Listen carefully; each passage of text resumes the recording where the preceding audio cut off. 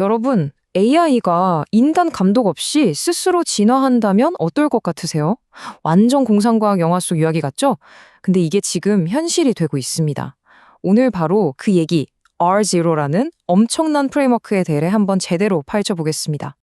자, 한번 상상해 보세요. 지금까지 AI는 어땠나요? 우리가 주는 방대한 데이터를 먹고 자랐잖아요. 그쵸? 근데 만약에 AI가 그 단계를 그냥 훌쩍 뛰어넘어서 인간 도움 하나도 없이 스스로 배우고 발전할 수 있다면요? 바로 이 질문, 이게 오늘 이야기의 가장 중요한 핵심입니다. 아니, 근데 이렇게 대단한 기술이 대체 왜 필요했을까요?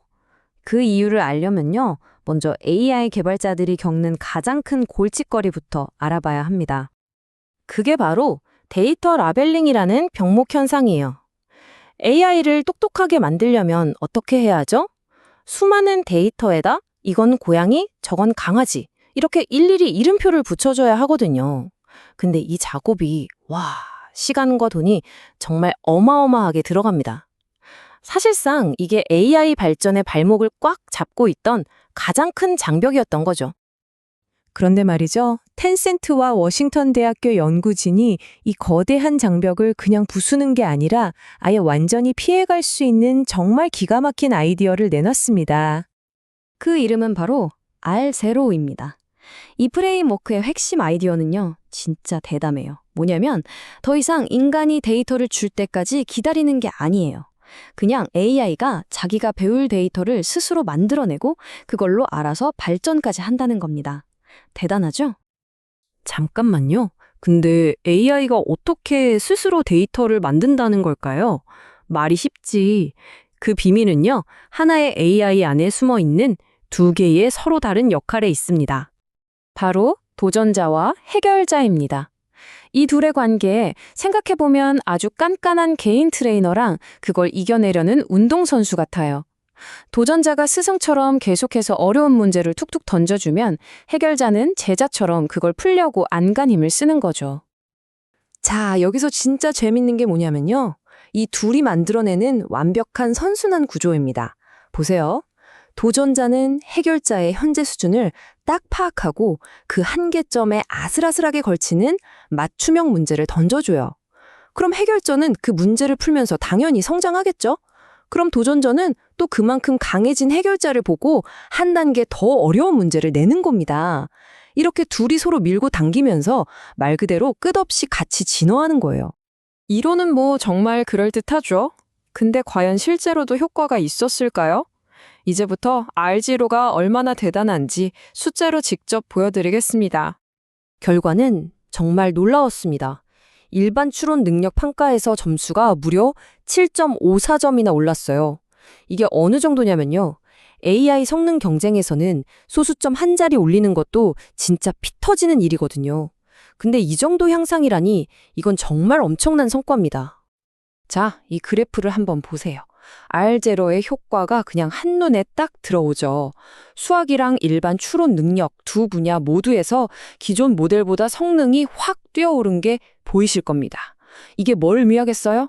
AI가 스스로 만든 학습 계획이 어쩌면 인간이 만들어준 데이터보다 더 효과적일 수도 있다는 걸 보여주는 거죠. 자, 그럼 이 결과가 대체 뭘 의미하는 걸까요? 딱 세 가지로 정리해드릴게요. 첫째, R0는 그냥 성능 부스터 같은 거예요. R0로 훈련한 모델에 기존 데이터를 조금만 줬더니 성능이 막 폭발적으로 올라갔어요. 둘째, 진짜 신기한 건데요. 수학 문제를 풀면서 배운 능력이 전혀 상관없어 보이는 다른 분야의 문제 해결 능력까지 높여줬다는 거예요. 이걸 지식 전이라고 하죠. 그리고 마지막, 이게 사실 제일 중요할 수 있는데 바로 어마어마한 돈과 시간을 아낄 수 있게 됐다는 겁니다. 자, 그럼 이 기술이 과연 우리를 어떤 미래로 데려가게 될까요? 물론 앞으로 풀어야 할 숙제도 남아있겠죠? 이번 연구에 참여한 황청송 박사가 한 말이 R0의 잠재력을 정말 잘 보여주는데요.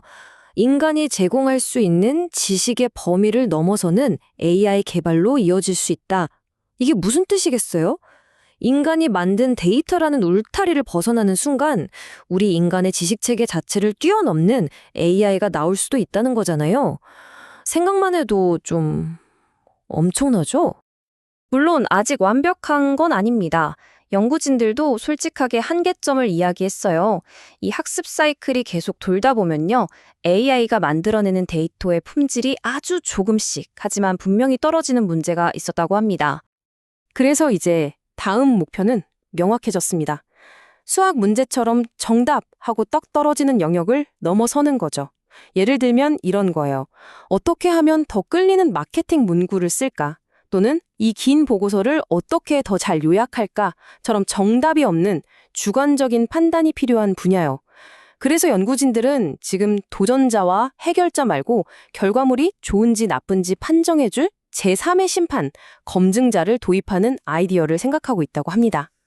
자, 오늘 우리는 AI가 스스로를 가르치는 세상, 그 첫걸음을 함께 봤습니다. AI의 유일한 스승이 자기 자신일 때 과연 어떤 일이 벌어질까요? 여러분은 이게 우리에게 어떤 미래를 가져다 줄 거라고 생각하세요? 이제 막 그 거대한 가능성의 문이 열리기 시작했습니다.